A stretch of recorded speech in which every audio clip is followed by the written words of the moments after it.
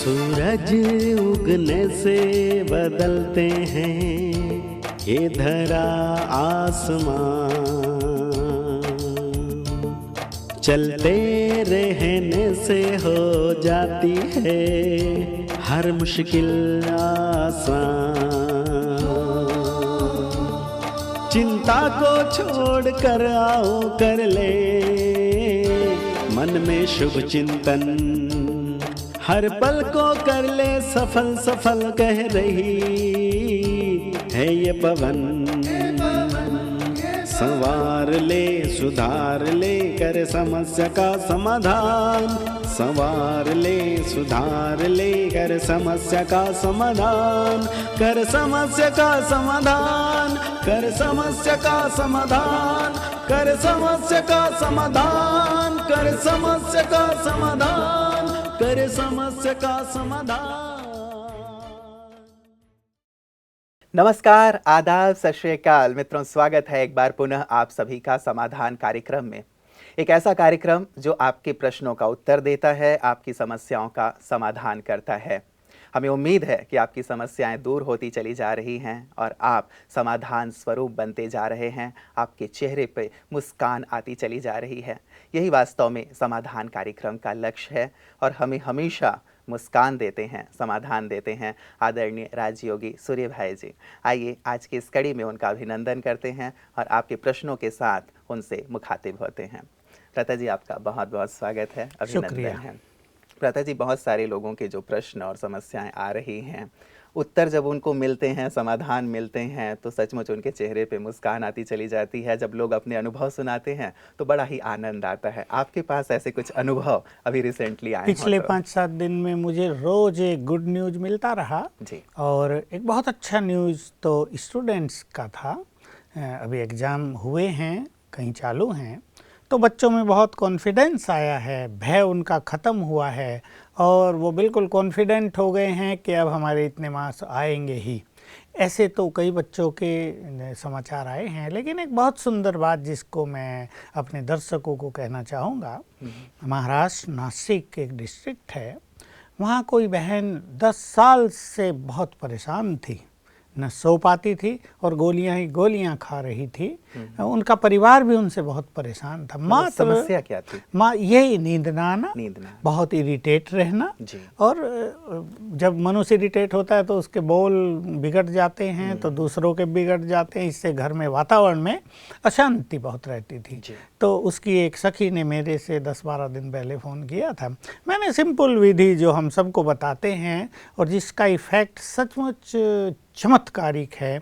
Medical science या neuro physicians यदि इस बात पर बहुत अच्छा काम करें और उसके बारे में खोज करें कि इससे क्या हो रहा है, तो मेडिकल साइंस को या साइकेट्रिक जो हमारा डिपार्टमेंट है मेडिकल साइंस में, मनोरोग चिकित्सा, उनको बहुत अच्छी चीज़ें मिल सकती हैं। तो मैं सिंपली बताया कि जब भी तुम सवेरे उठो, तो लेट उठती थी, गोली खाते हैं बहुत सारी सोने की, तो कहा कि 108 बार मैं मास्टर सर्वशक्तिवान हूँ ये लिखना शांति में बैठकर, और सोने से पहले लिखना मैं एक महान आत्मा हूँ, क्योंकि अभी उसको राजयोग का ज्ञान इतना ज़्यादा नहीं। मात्र मैंने उसकी सखी को कहा इसको इन दोनों चीज़ों के बारे में अच्छी जानकारी दे दो कि हम भगवान के बच्चे हैं और वो सर्वशक्तिवान है, तो हम मास्टर सर्वशक्तिवान हैं और भगवान के बच्चे होने के नाते हम महान आत्माएँ हैं। तो उसने स्वीकार किया और बाकायदे बहुत ही सिंसियरली विद गुड फीलिंग्स उसने बैठकर लिखा। तो आज उसका मैसेज आया बहुत अच्छा, ये कि उसको अच्छी नींद आ रही है। 2-3 दिन में वो गहरी नींद सोने लगी थी और गोलियां धीरे धीरे छूटने लगी और उसने मन बना लिया है कि मुझे 5-7 दिन में सारी गोली छोड़ देनी है। तो मुझे बहुत खुशी हुई। देखिए, मात्र 10 दिन के प्रयोग से कितना अच्छा हुआ। हाँ, मैं तो कहा था कि 3 मास तो तुम करना ही, फिर मैंने उन्हें कहा कि 3 मास तो इनको करना ही है ताकि ब्रेन को बहुत अच्छी एनर्जी चली जाए। होता यही है कि जब मनुष्य सवेरे उठता है, उसने ये गुड फीलिंग की कि मैं सर्वशक्तिवान की संतान हूँ, मैं बहुत शक्तिशाली हूँ, और इसको लिखना शुरू किया। तो धीरे धीरे 20, 25, 30 बार लिखने पर कंसंट्रेशन होने लगेगी। तो जैसे ही माइंड उस चीज़ पर फोकस्ड होगा ना, मैं मास्टर सर्वशक्तिवान हूँ, तो ब्रेन को पावरफुल एनर्जी जाने लगेगी। अब वो क्या अंदर करेगी ये तो हम नहीं समझ सकते, इस पर ही मैंने कहा था कि मेडिकल साइंटिस्ट को रिसर्च करनी चाहिए। फिर शाम को लिखा, शांत में काम पूरा हो गया, मैंने उन्हें समझा दिया था बिल्कुल निश्चिंत अपने को करो और बिल्कुल पीसफुल्ली बैठकर मैं एक महान आत्मा हूँ। फिर वही हुआ कि 20-25 बार लिखने के बाद मन उस पर एकाग्र हो गया, तो मैं एक महान आत्मा हूँ, इससे आत्मा से प्योर एनर्जी ब्रेन को जाने लगी। उस एनर्जी ने उसको रिलैक्स किया और उसकी बहुत बड़ी समस्या हल हो गई।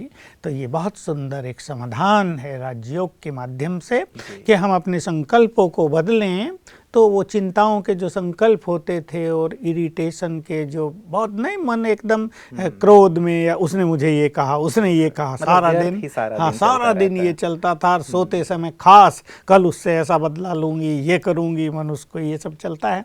वो शांत हुआ और देखिए एक बहुत बड़ी समस्या हल हो गई। बिल्कुल, एक सोचने की सचमुच अपनी विधि में परिवर्तन लाने की ज़रूरत है भ्राता जी। शायद लोग ये सोचते हैं कि यदि लोग मेरे लिए बुरा कर रहे हैं, मेरे लिए गलत कर रहे हैं, तो मुझे सोचना तो पड़ेगा ना, उन्हें भी तो सबक सिखाना तो पड़ेगा ना। और शायद ये सोच के वो अपनी खुशी, अपनी शांति, अपनी नींद सब हराम कर वो बैठते यही हैं। सोचते हैं कि अगर हम सुनते ही रहेंगे, सबक नहीं सिखाएंगे, सुनते रहेंगे, नहीं तो ये हावी होते जाएंगे हम पे, वो तो बोलते जाएंगे, हमें दबाते जाएंगे, आखिर हमें भी तो शेर बनना ही पड़ेगा।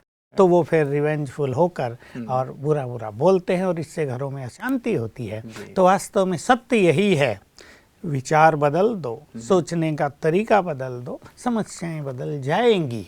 इस एक सिंपल से सिद्धांत को यदि मनुष्य अपना ले, अपने सोच को पॉजिटिव कर लो, दूसरों के प्रति गुड एटीट्यूड्स रख लो, शुभ भावनाओं से भरा हुआ अपना चिंतन बना लो, तो सचमुच अनेक समस्याएं जो आजकल बढ़ती जा रही हैं वो सब मानसिक हैं, बोल के कारण है, सोचने के कारण है। ऐसा यदि हर मनुष्य सीख ले, बहुत कुछ ठीक हो जाएगा। बिल्कुल, मैं तो हंसी में आपको पहले भी कह चुका हूँ भ्राता जी कि ये जो दो आप विशेष मंत्र देते हैं कि मैं मास्टर सर्वशक्तिवान हूँ और मैं एक महान आत्मा हूँ, इसको जल्दी से हमें पेटेंट करा लेना चाहिए।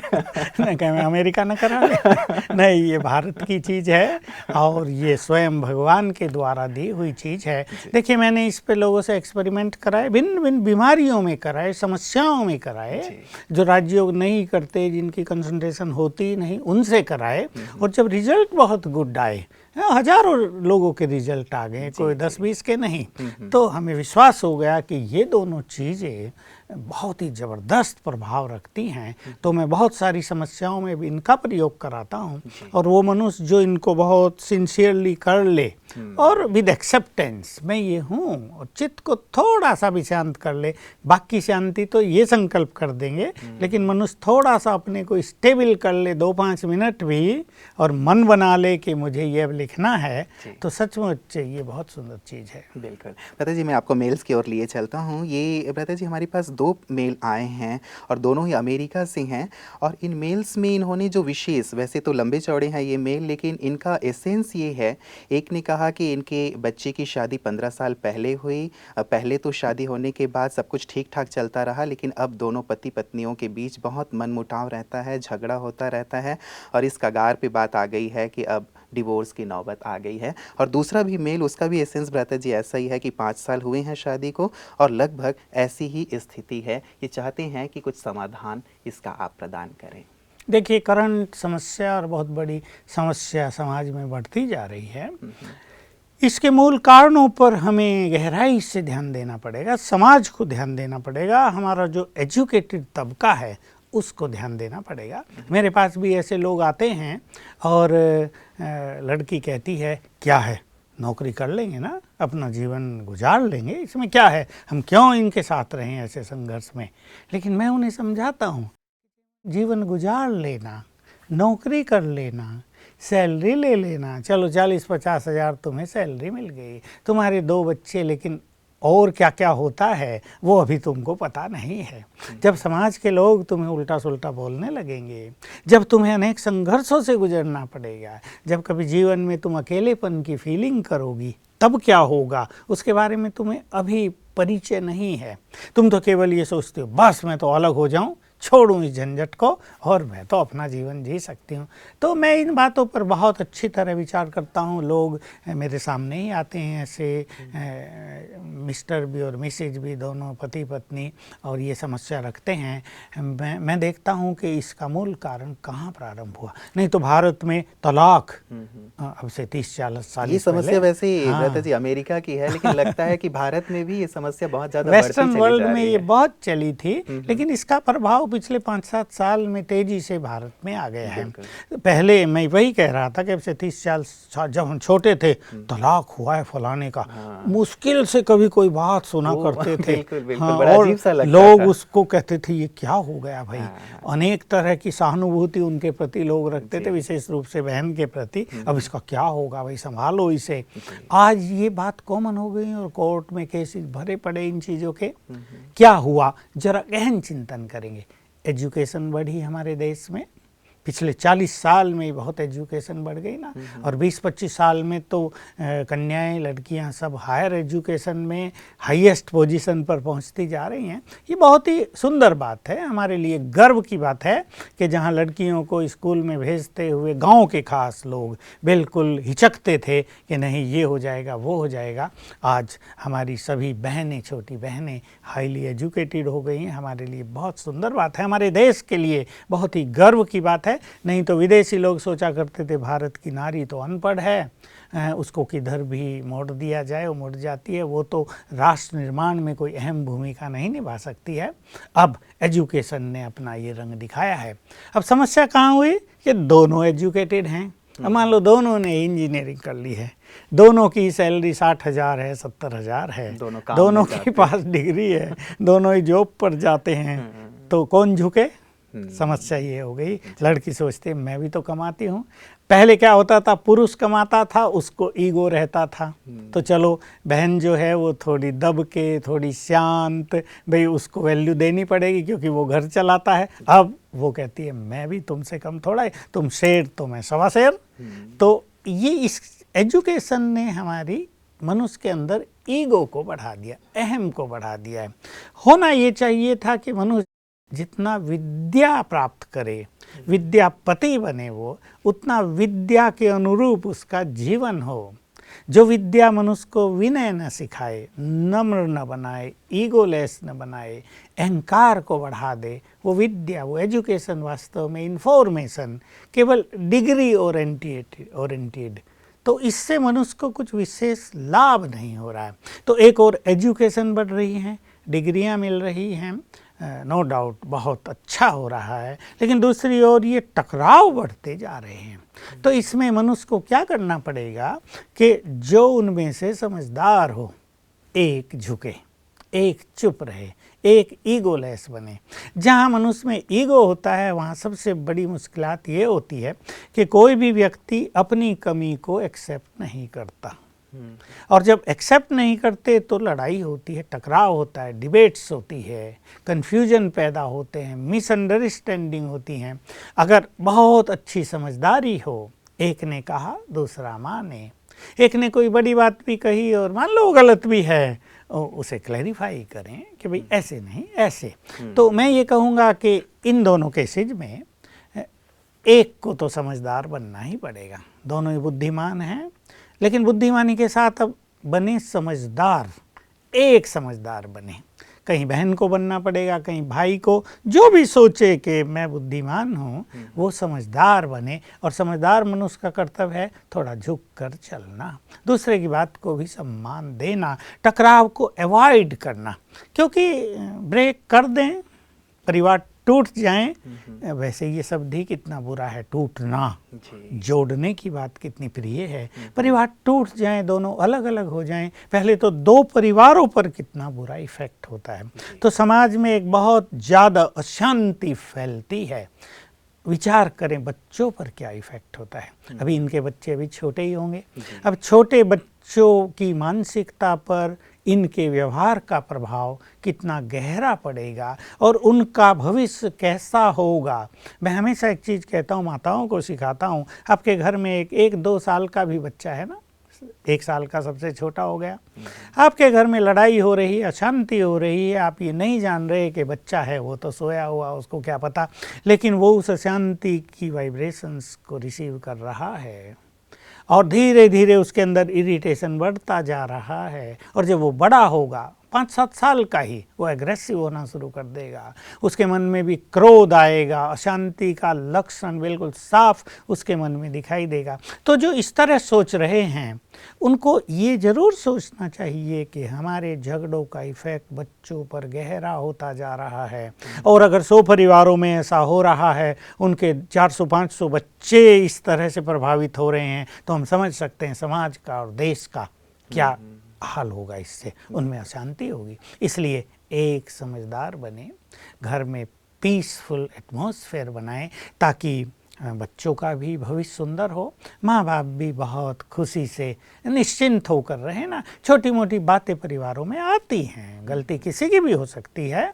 गलती है तब तो ये हो रहा है, पर अपनी गलती को एक्सेप्ट करके थोड़ा सा नम्र होकर चलेंगे तो ये एक बहुत बड़ी समस्या, जो छोटी बात नहीं है, पहाड़ जैसी समस्या है, राई जैसी बन जाएगी और परिवारों में सुख शांति की सरिता बहने लगेगी। बिल्कुल, ये बहुत अच्छी बात है भ्राता जी जो आपने कही है कि एक नम्रता या एक समझ सामने वाले में विकसित हो। किसी ने कहा है कि झुकने का अर्थ ये नहीं है कि आप गलत हैं, लेकिन इसका अर्थ ये है कि आपको संबंधों को संभालने में, उसे निभाने की जो समझ है आप में ज़्यादा कहीं अधिक है। तो इस बात को सचमुच अपने जीवन में लेकर के व्यक्ति आगे बढ़े तो सुंदर होगा। एक विशेष बात रहता है जो मुझे लगता है जो इसमें बाधक बन रही होगी कि व्यक्ति ये सोचता होगा कि आखिर मैं ही क्यों, कि मैं आखिर कब तक इस बात को सहती रहूं, या ऐसा लगता है कि जीवन भर ये बंदा ऐसा ही रहेगा, ऐसा ही करता रहेगा, मुझे ही सुनना पड़ेगा, मुझे ही झुकना पड़ेगा, मुझे ही सहना पड़ेगा। तो शायद ये जो एक विचार है, तो अपने अंदर उतनी शक्ति नहीं है ना किसी के कि हर एक सामने वाला कुछ बोलता जा रहा है और मैं उसे टॉलरेट करती रहूं या झुकती रहूं।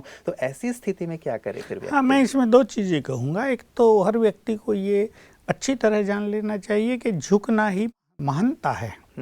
दूसरी बात ये कि हम महत्व किस चीज़ को दे रहे हैं, रात दिन के लड़ाई झगड़ों को जो हमें सेपरेशन की ओर ले जा रहे हैं, हम उस चीज़ को महत्व दे रहे हैं या हम झुकने को।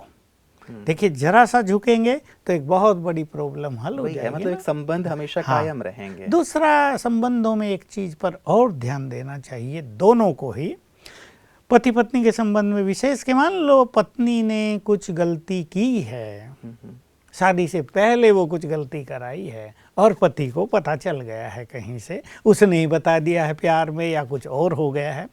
अब पति का ये कर्तव्य नहीं कि वो बार बार उस तरह के कमेंट्स करता रहे, ये गलती बहुत होती है। तुम तो हो ही ऐसी, पहले से ही तुम ऐसी थी, तुमने वहाँ भी ये किया था, मैं सब सुन लिया है। इससे क्या है, एक दूसरे की भावनाएं हर्ट होती हैं, फिर वो भी कहीं ना कहीं से इस खोज में लग जाएगी कि इसने क्या किया पहले।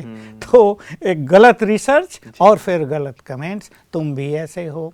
तो एक दूसरे के पास्ट को बिल्कुल समाप्त करके वर्तमान में रहना और अपने भविष्य को सुनहरा बनाना, ये स्त्री पुरुष दोनों को ही बहुत अच्छी तरह देख लेना चाहिए। और इसमें उनके जो लड़के की माँ हो, बहन की जो सास हो, उसको भी एक अच्छी भूमिका निभानी चाहिए, या ससुर को एक बहुत अच्छी भूमिका निभानी चाहिए। अपने बच्चों को समझ देना, ये युवा काल एक ऐसा काल होता है जिसमें अनेक लोगों के पास मैच्योरिटी नहीं होती।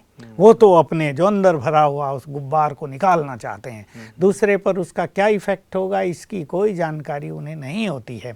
लेकिन जो बड़े हैं उनको इन दोनों में मैच्योरिटी भरनी चाहिए, अच्छी बातें सिखानी चाहिए। अगर पत्नी घर में रहती है, सास के साथ रहती है, तो अच्छी अच्छी बातें उसे सिखाए, तो हर मनुष्य सीखने के लिए तैयार रहता है और इस समस्या से निदान पाया जाए। आज ही एक फ़ोन कॉल आया भ्राता जी, जब चर्चा चल ही रही है तो उन्होंने शुरुआत ही ऐसे की कि गुरुदेव मुझे बचाइए। तो मैंने कहा कि आप अपनी समस्या बताइए। तो उन्होंने कहा कि मेरी पत्नी से मैं बहुत ज़्यादा परेशान हूँ और वो बहुत ज़्यादा शक करती है मुझ पे, शक की जैसे बिल्कुल हद पार कर जाती है। मैं उसे अपना मोबाइल भी दे देता हूँ कि तुम चेक कर लो जो भी तुम्हें देखना है। तमाम प्रकार की चीज़ें करने के बाद भी उसका शक दूर नहीं होता। मैं उसकी इस आदत से बहुत परेशान हूँ। तो कई बार एक बंदे की कोई विशेष आदत कई बार बहुत ज़्यादा परेशानी का सबब बन जाती है और व्यक्ति सोचता है कि ये रोज रोज के झंझट और कलह से क्यों ना अलग हो जाया जाए, क्या करें? बहनों का बहम और कहीं कहीं पुरुषों का अहम, ये भी इन समस्याओं का एक बड़ा कारण प्रतीत होता है। जैसे आपने कहा, ये बातें बहुतों में होती है। मेरे सामने कभी कभी दोनों ही आ जाते हैं और जो बहन है वो उसके बारे में शक करती ही रहती है और वो कहता है भाई अब आप बैठे हो, इसे समझा दो, मैं ऐसा नहीं हूँ। वही बात के लो मेरा मोबाइल चेक कर लो, मेरे पीछे कोई CID भेज दो, भाई ये अपने बहम को ख़त्म करे। बहम की दवाई तो होती नहीं, कहावत थी बहम की दवाई तो लुकमान हकीम के पास भी नहीं थी। लेकिन कभी कभी नारी इतनी सेंसिटिव हो जाती है और वो बहम करने का संस्कार उसमें इतना ज़्यादा हो जाता है कि अगर वो किसी को देख के मुस्कुरा भी दिया तो वो सोचेगी ये तो गया, अब मेरा नहीं है, ये तो उसका हो गया। तो मतलब उनकी इजाजत से ही मुस्कुराना है, इजाजत के बिना कदम बाहर नहीं निकालना। अब मनुष्य स्वतंत्र भी तो है ना, देखिए इतना बंधन, इतना प्रेशर एक मनुष्य सदा स्वीकार मतलब थोड़ा स्पेस देना चाहिए एक दूसरे को। हम सोचते हैं कि नहीं इस दायरे में ही रहे तो शायद ये एक बहुत बड़ी एक क्या कहें कठिनाई का एक सबब बन जाता है। इसलिए राजयोग इसमें बहुत बड़ी भूमिका निभाता है। और हम ये देखते हैं कि बहुत सारे ऐसे केसेस हमारे यहाँ ठीक हो गए हैं, थोड़े बहुत ही बचे हैं, क्योंकि राजयोग में जो हम एक स्वमान की बहुत सुंदर प्रैक्टिस करते और कराते हैं, स्वमान से अभिमान भी समाप्त होने लगता है, स्वमान से मनुष्य के विचार भी महान होने लगते हैं। कहीं ना कहीं ये छोटे विचार जो होते हैं ना, चाहे वो भाई के हों या बहन के हों, किसी के भी छोटे विचार हो सकते हैं। ये जरूर नहीं कि नारी के ही छोटे विचार हैं, किसी के भी हो सकते हैं।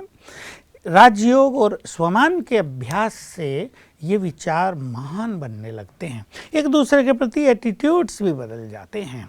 और जब मनुष्य ज्ञान लेता है और वो इस पथ पर आगे बढ़ता है तो संसार की सभी आत्माओं के बारे में उसे एक बहुत अच्छी दृष्टि मिल जाती है कि सभी आत्माएं हैं और सबका पार्ट अपना अपना है, सबके संस्कार अपने अपने हैं, किसी में कोई कमी हो भी सकती है। मेरे पास ऐसे भी लोग आते हैं कि व्यक्ति कह रहा है भाई मेरे अंदर ये कमजोरी है, मेरा अट्रैक्शन किसी के और भी होता है, वो अपनी पत्नी के सामने ही कह रहा है और पत्नी उसे सहयोग दे रही है कि तुम कैसे इससे मुक्त हो जाओ, वो उसे सिखा रही है। ऐसी एक मित्रता एक ऐसी मैं देखा कि वो जो बहन है, मैं उसको बहुत अप्रिशिएट किया कि यू आर वेरी ग्रेट, नहीं तो ऐसी सुनते ही आग लग जाती अंदर में कि अच्छा मैं देखती हूँ तुम्हें, लेकिन वो उसे कोऑपरेट कर रही है, वो उसे कोऑपरेट कर रही है और बाकायदे कि नहीं इससे ये नुकसान होंगे। अब हमारा पारिवारिक जीवन है, जब हम अकेले थे तब हम कुछ भी करते थे,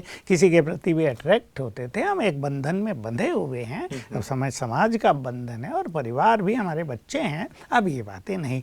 तो उसे बहुत अच्छा लगता था और वो भाई बेचारा अपनी पत्नी के प्रति बहुत ही सम्मान उसको हो गया था कि देखो ये मुझे कितना कोऑपरेट करती है। तो परिवारों में अगर ऐसा सुंदर हो जाता है तो वास्तव में ये बहुत बड़ी जो एक समस्या बनी हुई है, इससे निजात पाया जा सकता है। तो राजयोग के माध्यम से इस ज्ञान को सभी को बढ़ाना है कि सभी आत्माओं के संस्कार भी अलग अलग हैं और हम सब कलयुग के एंड में पहुंच गए हैं, जहां माया का साम्राज्य पूरी तरह से छाया हुआ है। तो कोई भी व्यक्ति पवित्र नहीं रहा था, अब सब ईश्वरीय पथ पर आकर पुनः पवित्र बनते जा रहे हैं। किसी ने कुछ मंजिल तय कर ली है, किसी ने कुछ मंजिल तय कर ली है। तो ज्ञान मिलने के बाद मनुष्य को ये बहुत सुंदर अवेयरनेस और एक ब्रॉडनेस, एक विशालता, उदारता प्राप्त हो जाती है।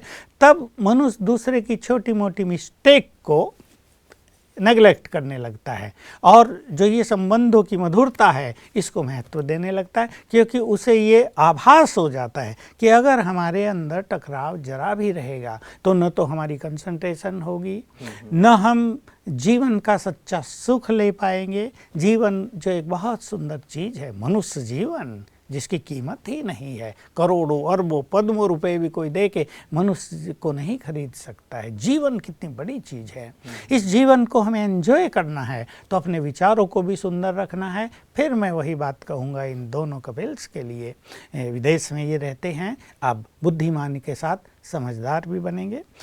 एक को अवश्य झुककर चलना होगा। जो अपने को समझदार समझे वो दूसरे को सम्मान दे के उसकी बात सुने, अच्छी अंडरस्टैंडिंग हो, अपने ईगो को एक तरफ रखकर बहुत अच्छा आपस में मेल जोल करें, तो ये दोनों परिवारों की समस्याएं हल हो जाएंगी। समस्याएं उनके और बेचारे डिप्रेशन में माँ बाप आ रहे हैं, दोनों आते हैं ऐसे कई बार, तो एक बहुत बड़ी समस्या इस तरह हल होगी। यद्यपि परिवार में भ्राता जी ये बहुत बड़ी समस्या है और मुझे लगता है कि इस पे बहुत गहराई से विचार करने की सचमुच आवश्यकता है, तो मैं चाहूँगा कि इस विषय को हम आगे भी लेते रहें, क्योंकि ये एक बात आपने रखी है, लेकिन संभवतः और भी बहुत सारे ऐसे पक्ष हो सकते हैं जिन पे प्रकाश की आवश्यकता है और व्यक्ति उन चीज़ों को नहीं समझ पा रहा है, जिसके कारण ऐसी एक विकट समस्या परिवार के सामने आ जाती है। आज के सुंदर प्रकाश के लिए भ्राता जी आपका बहुत बहुत शुक्रिया। मित्रों, वास्तव में आज नम्रता की बात हुई है जो एक परिवार में संबंधों के बीच चाहिए, और भ्राता जी ने जैसे बहुत सुंदर बात कही है, तो मुझे एक पंक्ति याद आ रही थी कि झुकता वही है जिसमें जान होती है, अकड़े रहना तो मुर्दे की पहचान होती है। अकड़े रहना तो वास्तव में मुर्दे का काम है, लेकिन हम तो सजीव हैं, जीवित हैं, और संबंध सचमुच बहुत मधुर हो सकते हैं यदि नम्रता का गुण हो, यदि आपस में समझ हो और हम एक दूसरे के मित्र बन जाएं। पति पत्नी यदि एक दूसरे के अच्छे दोस्त बन जाते हैं तो सचमुच जीवन का जो सफ़र है बहुत ज़्यादा आनंददायी हो जाता है। तो आपके जीवन का सफ़र बहुत सुखदायी रहे, आनंददायी रहे और आप जीवन का भरपूर आनंद लें, यही समाधान परिवार की शुभकामना है। यद्यपि विषय बहुत गंभीर है, इसीलिए इस विषय को आगे भी हम जारी रखेंगे। आप बने रहिएगा हमारे साथ। आज के लिए इतना ही, दीजिए इजाज़त। नमस्कार।